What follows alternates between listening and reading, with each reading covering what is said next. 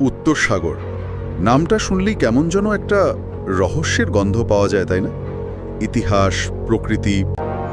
তাহলে শুরু করি ডগারল্যান্ড দিয়ে। এটা তো বেশ অবাক করা একটা ব্যাপার। অবশ্যই। ভাবুন একবার, ব্রিটেন আর ইউরোপের মাঝে স্থলপথ ছিল, যেখানে মানুষ থাকতো, বসতি ছিল। হ্যাঁ, প্রায় ৮,০০০ বছর আগের কথা। এখন পুরোটা সমুদ্রের নিচে। কি করে হলো এটা?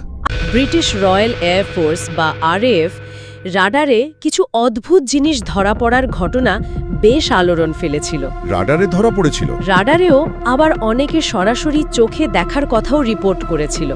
সেগুলোর গতি, আকৃতি, মানে তৎকালীন পরিচিত কোনো বিমান বা প্রাকৃতিক ঘটনার সাথে। মাঙ্ক বার্নস ছিল একটা বড় স্টিলের জাহাজ।